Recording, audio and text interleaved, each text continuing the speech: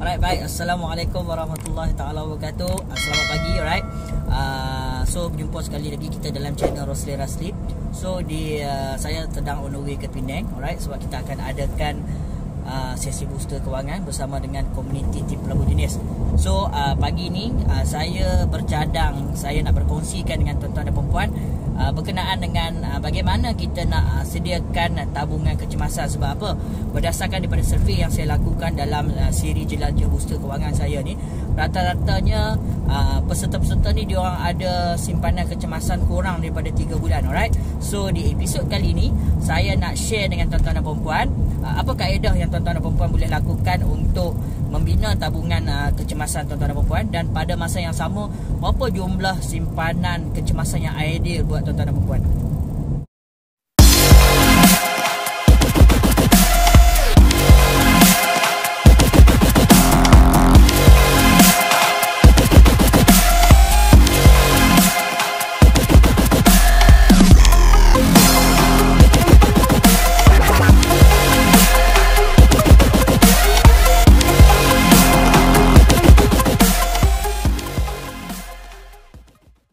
Alright, baik. So bagaimana kita nak mula membina tabungan kecemasan kita, alright. So yang pertama sekali tuan-tuan dan puan-puan adalah apa yang kita perlu lakukan adalah kita kena betulkan cara kita menyimpan terlebih dahulu, okey. So berdasarkan pemerhatian dan juga survey yang saya jalankan, okey, rata-rata pada kita hari ni gagal untuk membina tabungan kecemasan ni disebabkan kaedah kita bermula untuk menyimpan tu yang salah.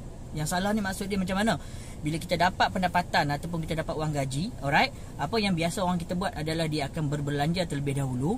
Kemudian dia akan lihat berapa ada lebihan di hujung bulan, okey, dan lebihan itulah yang dia akan jadikan simpanan. Tapi sebenarnya tuan-tuan dan puan-puan, apa yang tuan-tuan dan puan-puan perlu lakukan untuk memastikan simpanan kecemasan ini wujud dan bertambah daripada masa ke semasa adalah setiap kali terima pendapatan ataupun wang gaji, tuan-tuan dan puan-puan perlu ambil at least 10% daripada jumlah pendapatan kita, alright, untuk disimpan, dan selebihnya barulah kita belanjakan, alright. So di video saya yang sebelum ni, alright, di channel Rosli Nasib, saya ada kongsikan formula urus wang gaya pakai, okey. So tuan-tuan dan puan-puan boleh tonton juga video di situ. Sebab apa? Dalam video tu saya ada kongsikan pecahan wang gaji yang kita perlu peruntukkan untuk tujuan-tujuan tertentu. Okey, maksudnya bila kita dapat wang gaji kita every month ni, berapa pecahan yang kita perlu buat untuk kecemasan, untuk dana persaraan, untuk kita punya tabungan takaful. Jadi saya kongsikan di video yang lepas, alright. So boleh tonton kat situ. So berbalik kepada kita punya tabungan kecemasan ni. So jadi bila sekarang ni saya dah bagi tahu tadi 10% untuk tabungan kecemasan. So orang akan tanya pula, bila dah 10%, sampai bila saya perlu menyimpan untuk tabungan kecemasan ni, alright? Takkan sampai selama-lamanya, okey? So berapa jumlah tabungan atau kecemasan yang ideal, alright? So biasanya dalam seri coaching saya ataupun sesi one to one bersama saya suka suggest kita pecahkan tabungan kecemasan ni kepada 3 level ataupun 3 tahap, okey? Tahap yang pertama adalah bersamaan dengan 3 bulan pendapatan kita, alright. So 3 bulan pendapatan, maksud dia kalau gaji kita hari ni 5,000 sebulan, maksud dia kita perlu ada untuk level 1 ni at least 15,000 untuk simpanan kecemasan, okey. Dan siapa golongan yang ideal untuk 3 bulan ataupun level pertama ni, okey. So biasanya saya akan suggest adalah untuk golongan-golongan penjawat awam ataupun bekerja di sektor kerajaan. Sebab apa? Sebab golongan yang berada di sektor kerajaan ataupun penjawat awam ni, dia orang risiko untuk diberhentikan kerja tu agak minimum, okey. Maksud dia dekat sini dari segi security tu lebih tinggi berbanding di sektor swasta ataupun bisnes, alright. So that's why untuk penjawat awam level 1 3 bulan sudah memadai, alright. So level yang pertama. Untuk level yang kedua adalah simpanan kecemasan bersamaan dengan 6 bulan pendapatan kita, alright. So means kalau kita punya gaji 5,000 sebulan, alright, so 6 bulan kalikan dengan 6 maksudnya 30,000, alright. So 30,000 simpanan kecemasan. So simpanan kecemasan tahap kedua ni sesuai untuk golongan mana, alright.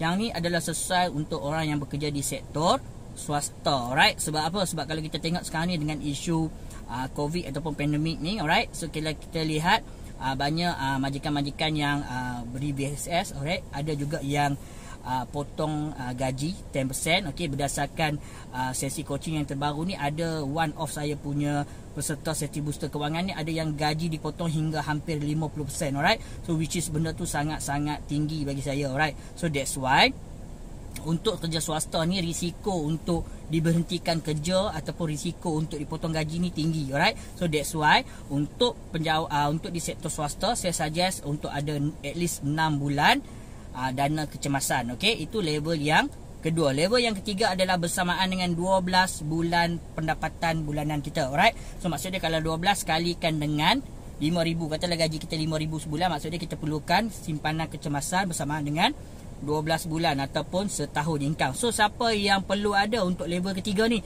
Biasanya saya suggest untuk golongan-golongan pengusaha ataupun orang yang bekerja sendiri. Okey, so 12 sebab apa? Untuk bisnes ni biasanya kita akan berdepan dengan risiko naik turun bisnes. Jadi dia satu lagi, income kita pula tidak tetap. So that's why kita sangat-sangat penting untuk kita ada at least 12 bulan income. Alright, so kalau tengok dekat sini, level pertama, level kedua dan level ketiga. Okey, so walaupun anda bekerja ataupun tuan-tuan dan puan-puan berada dalam sektor kerajaan sekalipun, tapi andai kata tuan-tuan dan puan-puan boleh upgrade hingga ke level 3, itu adalah lebih bagus. Okey, cuma simpanan ataupun simpanan kecemasan ni bagus untuk kita simpan banyak, tetapi jangan terlalu banyak. Sebab apa? Bila kita dah hit level 1, level 2 ataupun level 3, lebihan tu kita boleh gunakan pula untuk melabur. Right, so macam saya bagi tahu tadi dalam formula urus wang gaya pakar tu, saya ada kongsikan juga, bila income kita ni ataupun simpanan kecemasan kita dia dah mencukupi, alright, so duit lebihan kita tu kita perlu laburkan ke mana. Saya ada kongsikan juga dekat video tu. So saya berharap agar perkongsian video pada hari ini memberi manfaat pada tuan-tuan dan puan-puan berkenaan dengan kaedah bagaimana untuk mula membina tabungan kecemasan, dan juga bagaimana kita nak mengenal pasti jumlah tabungan kecemasan yang ideal dengan kita. Alright, so di ruangan description saya ada letakkan juga link untuk tuan-tuan dan puan-puan join saya punya channel perkongsian berkenaan dengan pengurusan kewangan, pelaburan, pengurusan hutang, motivasi dan juga bisnes. Okey, saya ada letakkan di bahagian description. So tuan-tuan dan puan-puan boleh join channel ni secara percuma untuk tambah knowledge tuan-tuan dan puan-puan lah berkenaan dengan pengurusan kewangan. So insya-Allah berjumpa lagi dalam video yang akan datang. Jom urus wang gaya pakar. Assalamualaikum warahmatullahi taala wabarakatuh.